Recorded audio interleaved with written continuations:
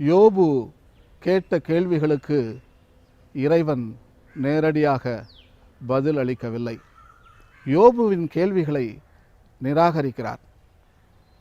38வது அதிகாரத்தில் இறைவன் வருகிறார். சூறாவளி காற்றிலே வந்து பேச ஆரம்பிக்கின்றார்.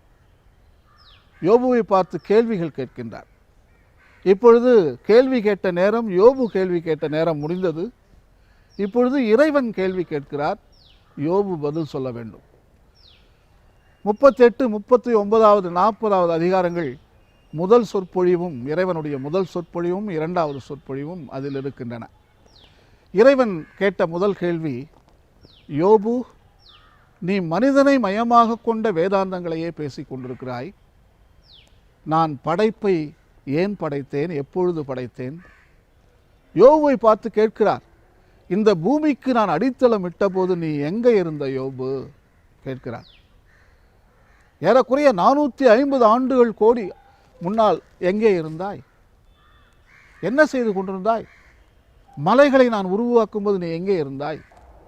கடல்களுக்கு நான் அடித்தளம் போட்டபோது எங்கிருந்த நீ? இந்த பிரபஞ்சத்தில் இருக்கக்கூடிய ஒவ்வொரு பொருளும் நான் உருவாக்குகின்ற பொழுது நீ எங்கிருந்த? நீ கடைசியில் தானே வந்த. அப்போ கடைசியாக வந்தவனை முதல்ல வைக்க சொல்ற என்ற ஒரு கேள்வியை கேட்கிறார். படைப்பு தான் முதலில் வந்தது, மனிதன்தான் கடைசியில் வந்தான். இது எப்படி நியாயமாகும்? கடைசியால் வந்த ஒரு மனிதனை படைப்பின் சிகரமாக வைக்க வேண்டும். இறைவன் கேட்கிறார் அந்த கேள்வியை.